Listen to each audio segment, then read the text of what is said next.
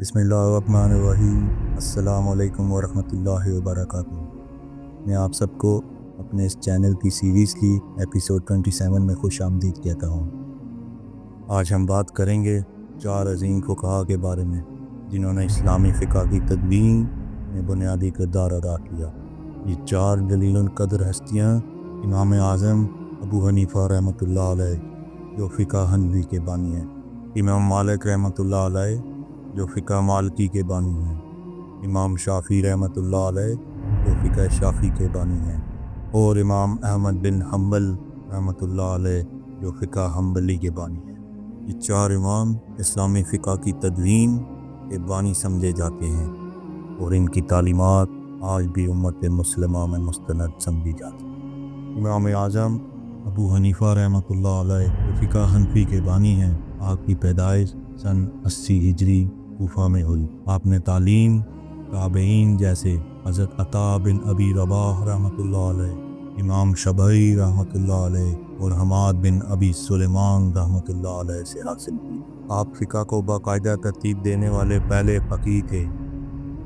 امام ابو حنیفہ رحمۃ اللہ علیہ پہلے اسلامی فقیہ تھے جنہوں نے فقہ کو باقاعدہ علمی اصولوں کے تحت مرتب کیا۔ انہوں نے اپنے شاگردوں کے ساتھ مل کر اسلامی مسائل کے حل کے لیے مکمل ایک نظام فقہ تشکیل دیا جو بعد میں فقہ حنفی کے نام سے مشہور ہوا۔ امام ابو حنیفہ رحمۃ اللہ علیہ نے 5 بنیادی اصولوں پر اپنی فقہ کی بنیاد رکھی۔ پہلا اصول، تمام فقہی مسائل میں سب سے پہلی اور بنیادی دلیل قرآن مجید ہے۔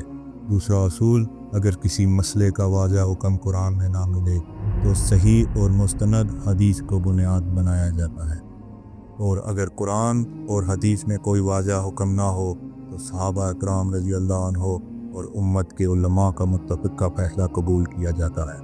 نمبر 4 پہ، جب کسی نئے مسئلے پر قرآن، حدیث یا اجماع سے کوئی واضح حکم نہ ملے تو عقل و دلیل کی بنیاد پر مشابہ احکام سے رہنمائی لی جاتی ہے۔ نمبر 5، استحسان، بعض مواقع پر قیاس کی بجائے زیادہ مناسب اور آسان حل اختیار کیا جاتا ہے تاکہ امت کے لیے سہولت ہو۔ فقہ حنفی آج بھی دنیا کے کئی ممالک میں رائج ہے اور امت مسلمہ کے ایک بڑے حصے کی رہنمائی کر رہا ہے۔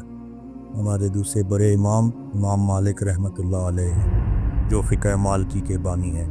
آپ کی پیدائش 93 ہجری میں مدینہ منورہ میں ہوئی۔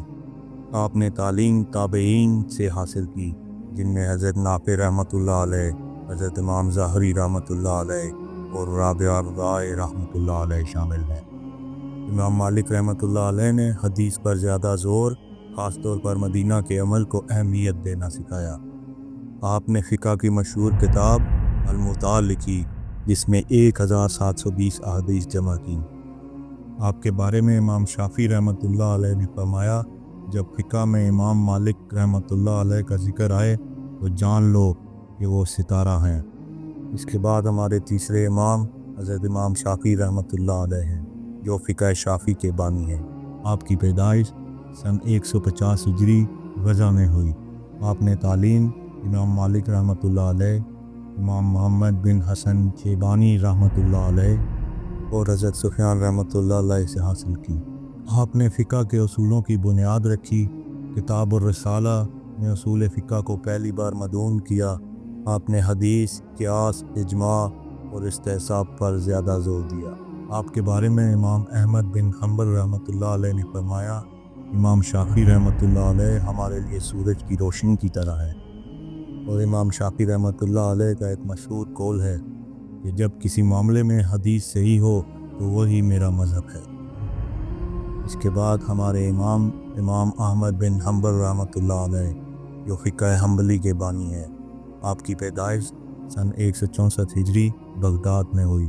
آپ نے تعلیم امام شافعی رحمۃ اللہ علیہ، امام وکیع بن جراح رحمۃ اللہ علیہ اور امام سفیان سے حاصل کی۔